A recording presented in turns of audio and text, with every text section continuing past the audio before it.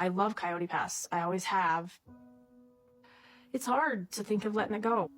Robyn and I haven't really synced up. He's very flighty. I really wasn't really paying attention to Kody's schedule. I don't know, I was okay if he wasn't there, and I was okay if he was there. It was great either way. I don't know. We're in different places, and it's an in and out. It's like sometimes I want to keep it, sometimes I want to sell it. And Robyn knows we need to sell it, but sometimes wants to keep it. It seemed like it was a thing a lot for a couple of my sister wives. I keep wondering every time we're out here if this is the last time we're going to be out here. That's kind of a hard thought. Look at this, is beautiful. That's a good point, but every time we talk like that, I start thinking about a way that we would keep the pond. Let's just not go there, dear. All right, buckle up, because Sister Wives just got messier than ever, and the Australian version is spilling all the tea that TLC refuses to show us. While we've been waiting weeks for bonus scenes that never drop, international audiences are getting extra footage with details that could change everything. So, here's the deal. Janelle just confirmed what we've all been side-eyeing for years. For 2 decades, the family pooled their money together, thinking it was for the greater good. But, surprise, surprise, Kody and Robyn had other plans. Last week, Janelle casually mentioned that Kody was out here spending money like he had an unlimited trust fund. But this week, she dropped the real bombshell. She didn't realize Kody and Robyn had completely switched up how they managed the family finances until it was too late.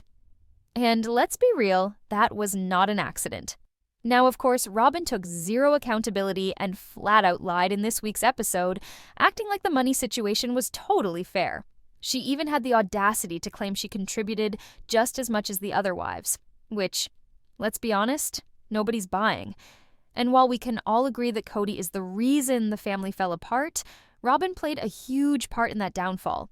She kept saying she wanted a plural family, but every single move she made was about securing Kody for herself, and it worked. Australian viewers say their version of the show included Janelle dropping a bombshell to Meri. She had repeatedly asked Kody to remove his name from her personal bank account. When he finally did, she discovered that, without telling her, he had also shut down their family business account. She only found out when she went to access records and realized the entire account was gone. Let that sink in. An entire business account vanished. Meanwhile, Meri looked stunned. And honestly, same, because this part was completely missing from what aired in the US. Instead, in our version, all we got were vague hints. Janelle expressed that she felt like Kody was up to something and worried about how their assets, like Coyote Pass, would be divided. There was no mention of Kody actually having access to her accounts, let alone shutting them down. Instead, we saw Kody being flippant about money, saying, "I had 18 kids and Janelle doesn't need to know what I was doing with this money." Oh, really? Because in the Australian version, Kody and Janelle apparently had never admitted to having a joint account together. Ever. Which begs the question, if they were financially separate, why did Kody have access to her funds? This just further confirms what many have suspected. Kody was in full control of the family finances, and the show's producers may have conveniently edited out key details to protect him. But protect him from what? Allegations of fraud? Money laundering? Maybe even an FBI investigation? Because, let's be real, closing a business account and making money disappear without telling your partner is shady at best and illegal at worst. Now, the big question, why was this bombshell edited out in the US? Who's pulling the strings to keep Kody's financial dealings under wraps? And most importantly, where did the missing money go? Because the way this is looking, the real tea isn't just about failed relationships anymore. It's about money, deception, and a potential financial scandal that runs way deeper than we thought. Also, remember when Kody Brown was out here claiming he and Robyn were strapped for cash, crying broke, and saying they couldn't afford to buy out Janelle and Meri's share of Coyote Pass? Yeah, well, plot twist. Because less than a year later, they suddenly had $420,000 to drop on a house. Where did that money magically appear from? Buckle up, because if the latest tea is true, Kody might have pulled a straight-up heist on the family business account. Allegedly, Kody first removed himself from Janelle's account, essentially cutting ties financially. But the real drama kicked off when he retaliated by closing their shared business account entirely. This wasn't just any account, it was the main pot of money for the whole family. The same account where all their TLC earnings from sister wives were pooled together. According to sources, Kody shut it down, wiped the funds, and left Janelle and Meri with nothing. The only two people with access to whatever money was left?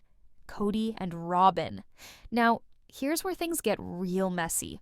That business account was tied to Kody Brown Family Entertainment LLC, the company handling their sister wives' paychecks. This money was supposed to be divided up among the wives, yes, including Janelle and Meri, because at the time, they were still part of the show. But with Kody allegedly draining the account, Janelle and Meri were completely shut out of their own earnings.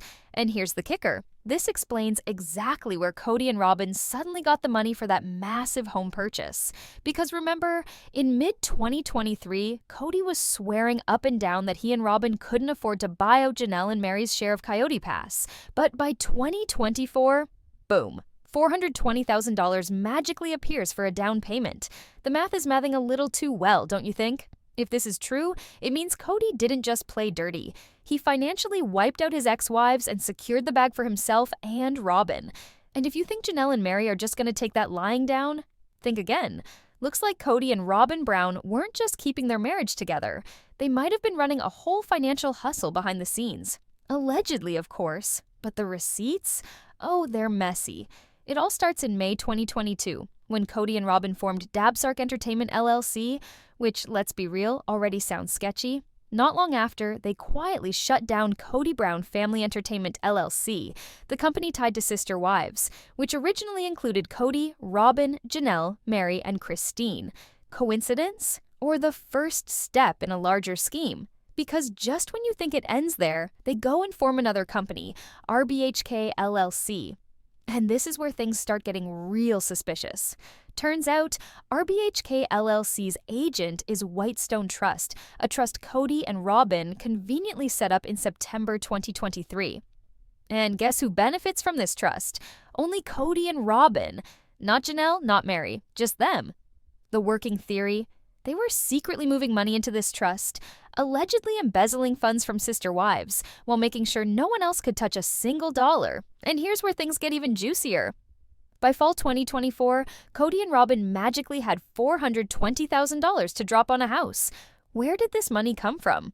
According to county records, they closed on the home on October 24, 2024, signing under Whitestone Trust. Not only that, but the mortgage is also in the trust's name, meaning they legally separated this house from any connection to the other sister wives. So, let's connect the dots. Sister wives brings in money. Kody and Robyn allegedly siphon that money into RBHK LLC. That money gets transferred into Whitestone Trust. Boom. Brand new house, and no one else can claim a dime of it. If this is true, then Kody didn't just mismanage business funds, he straight up laundered them. Had they not allegedly pulled off this little financial maneuver, there's no way they could have afforded their new home. So, was this just smart financial planning, or did Kody and Robyn pull a fast one on the entire family? Because if these numbers check out, they might have just turned sister wives into their own personal piggy bank and left Janelle and Meri out in the cold. Kody's alleged actions have triggered a serious legal drama, and we need to break down exactly what's going on and why this might be the end of the road for a business partnership already on the rocks. So here's the deal. I'm going to break it down for those who might still be confused. Kody allegedly had access to business accounts shared with other members of a company. The thing is, under federal law, he didn't have the right to take all of the money from that account. In fact, it's described as embezzlement, the fraudulent appropriation of property by someone who is entrusted with it. Unlike regular theft, where the original taking is unlawful, in embezzlement, the property came into the defendant's hands legally, but then they allegedly took it for their own use. In Kody's case, he got the money legally, but then, allegedly, he converted it fraudulently and used it for personal gain. Ouch! What makes this even worse? To prove embezzlement, prosecutors need to show that the person acted with the intent to deprive the owner of their property. And according to the details, Kody allegedly set up this whole trust just to do exactly that. Take the money and leave his business partners, Janelle and Meri, high and dry. This isn't just a case of poor judgment. This is a specific intent crime under the law, meaning Kody allegedly knew exactly what he was doing when he took those funds. Now, let's get into what happens next. We're talking about serious penalties here. Up to 10 years in federal prison if he's charged with embezzlement. But that's not all. When you're talking about hidden money, there's often a secondary charge of money laundering. That's when you try to hide or disguise illegally obtained funds, making it look like the money came from a legal source. So if Kody allegedly took that money from the business account and then stashed it in a different bank, maybe through a shell company or trust, that's classic money laundering, and that could add another 20 years in prison to his sentence. Now, if you're wondering just how serious this is, yeah, this is no slap on the wrist. Embezzlement and money laundering are both white-collar crimes with huge consequences. This is exactly why I've been saying over and over again. These are serious offenses, not something to brush off. This isn't just about a shady business deal. It's about betrayal and criminal charges that could change everything. And here's the kicker. Janelle was the one who really broke it down when she said, "This is the dissolution of a business. The trust is gone, the money's allegedly gone, and the partnership, well, it's definitely on the brink of collapse. It's a mess, and there's a lot more to come as this case unfolds." So, yeah, folks, this isn't some minor business mix-up. We're talking about legal trouble that could have life-changing consequences for everyone involved. People are saying that Kody's allegedly for years has been stealing hundreds of thousands. Yes, hundreds. Through fraud, embezzlement, and possibly money laundering. That's some serious criminal activity, people. He's not just taking a few bucks here and there. We're talking big-time theft. And if anyone had the sense to look into his paper trail, it'd be game over. But for some reason, this is all happening so publicly, it's almost like he's daring someone to stop him. Well, newsflash, buddy, it's gonna catch up with you. Now, here's the kicker. Kody's not just out here committing crimes like it's no big deal. He's allegedly trying to hide it all through a trust. Yeah, that's right. He's got this whole scheme going where he's trying to shield his assets. But guess what? It's also obvious. It's like watching someone try to hide a massive stack of cash under a tiny rug. This isn't a genius move. It's just ridiculous. And let's be real here. This whole thing reminds me of Todd Chrisley and his public meltdown. Todd went down because he made it so easy for the feds to pick up on his ridiculous moves. Kody's no different. It's only a matter of time before someone flips on him, and then it's game over. Speaking of flips, imagine if one of Kody's wives or someone close to him decided to spill the beans to the feds. You'd better believe that this whole thing would come crashing down like a house of cards. And if that happens, guess what? The feds might not just be looking at Kody anymore. They might start looking at everyone involved, including the production company. Yeah, you heard that right. If TLC is aware of this mess and they're still paying Kody, they could be in deep trouble too. This isn't just a show anymore. It's about money. And if they're aware of what's going on and let it slide, they might just be complicit in all this shady business. But here's where it gets even crazier. Why isn't anyone calling the feds? Why are these women still trying to handle it civilly? Forget that. This isn't just about Coyote Pass anymore. We're talking joint bank accounts, businesses, and ownership. Kody's stealing from his wives and trying to cover it up with legal loopholes, but the women have a right to that money.